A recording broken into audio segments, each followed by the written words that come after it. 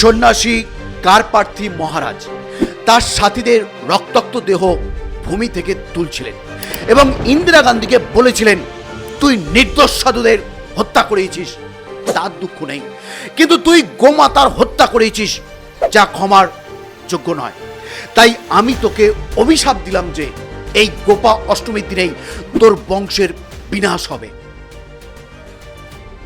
বন্ধুরা, গোহত্যার অভিশাপেই ইন্দিরা গান্ধী, সঞ্জয় গান্ধী এবং রাজীব গান্ধীর মৃত্যু হয়েছে, দাবি প্রাক্তন কেন্দ্রীয় মন্ত্রী অনন্ত কুমার হেগড়ের। গান্ধী নেহেরু পরিবারের বিনাশ হবে, সন্ন্যাসী কারপার্থী মহারাজের এমন অভিশাপেই আজও জর্জরিত কংগ্রেস। বন্ধুরা, বর্তমান যুগে অভিশাপের মতো কথা উল্লেখ করলে তা হয়তো আপনারা বিশ্বাস করবেন না, কিন্তু আজ আমরা আপনাদের জানাবো এক অভিশাপের কথা যা আজও কংগ্রেসের পেছন ছাড়েনি। হিন্দু শাস্ত্রে গোহত্যাকে ব্রহ্মহত্যা বলা হয়েছে। হিন্দু ধর্মে বরাবরই গোমাতা পূজনীয় হিসেবে থেকেছে এবং গোমাতাকে হিন্দু দেবদেবীর রূপ হিসেবে গণ্য করা হয়। গোপাষ্টমীর দিন 1966 সালে ইন্দিরা গান্ধী এক অভিশাপ পেয়েছিলেন। বলা হয় তার প্রভাব এখনও কংগ্রেসের উপর রয়েছে। আসলে 1962 সালে ইন্দিরা গান্ধী সাধু সন্তদের প্রতিজ্ঞা করেছিলেন যে প্রধানমন্ত্রী হওয়ার পর তিনি গোহত্যা দেশে নিষিদ্ধ করে দেবেন, কিন্তু কংগ্রেসের কিছু দল ও কট্টরপন্থীদের চাপে ইন্দিরা গান্ধী গোহত্যা বন্ধ করার সিদ্ধান্ত নিতে পারেননি। আর সেই থেকেই ক্ষোভ প্রকাশ করে সাধু সন্তরা আন্দোলনের নামে গোহত্যা বন্ধ করার আইন তৈরির দাবিতে স্বামী কারপার্থী মহারাজের নেতৃত্বে প্রায় 10 লক্ষ মানুষ 1966 সালের 7ই নভেম্বর দিল্লিতে সাংসদ গৃহে বিক্ষোভ প্রকাশ করতে শুরু করেছিলেন এবং গোরক্ষার আইন তৈরি করার দাবি করেছিলেন। কিন্তু ইন্দিরা গান্ধী ক্ষমতার প্রভাবে এতটাই অন্ধ হয়ে গিয়েছিলেন যে উনি সাধু সন্তদের উপর গুলি চালানোর নির্দেশ দিয়েছিলেন। স্বামী কারপার্থীর নেতৃত্বে চলা জৌলুসে আগে সামনে গোমাতা রেখে পরে সাধুরা দাঁড়িয়ে আইন তৈরির জন্য আন্দোলন করছিলেন। শোনা যায় ওই গুলিকাণ্ডে বহু সাধু সন্ত মারা গিয়েছিলেন এবং গোহত্যাও হয়েছিল গুলি দ্বারা।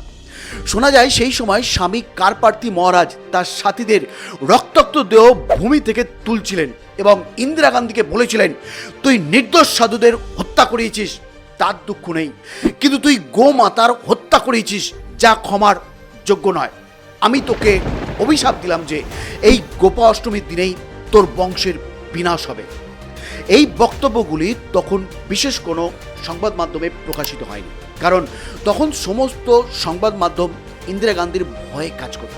তবে দু একটা সংবাদ মাধ্যমে এই খবর প্রকাশিত হয়েছিল এবং আন্দোলনে উপস্থিত সকলে এই কথা জানিয়েছিলেন। আপনাদের জানিয়ে রাখি, গোপা অষ্টমী এমন একটা পবিত্র দিন যেদিন গোমাতার পূজা করা হয়, আর সেই দিনেই ক্ষমতার দাপট দেখিয়ে গোমাতা ও সাধুদের হত্যা করিয়েছিলেন ইন্দিরা গান্ধী, যার জন্য কংগ্রেসের শেষ হয়ে যাবার অভিশাপ দিয়েছিলেন রুদ্র ও সিদ্ধপুরুষ স্বামী কারপার্থী মহারাজ, এমনটাই শোনা যায়।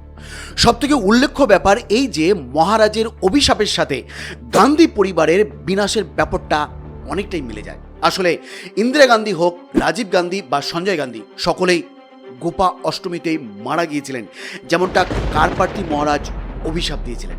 বন্ধুরা, আজকের ভিডিওর তথ্যগুলি বিভিন্ন ওয়েবসাইট, নিউজ চ্যানেল এবং বিভিন্ন পত্রপত্রিকার মাধ্যমে তুলে ধরা হয়েছে। আজকের ভিডিও নিয়ে যদি আপনাদের কিছু বলার থাকে অবশ্যই কমেন্ট বক্সে জানাবেন এবং ভিডিওটি অবশ্যই শেয়ার করবেন। শেষ পর্যন্ত আমাদের সঙ্গে থাকার জন্য অসংখ্য ধন্যবাদ।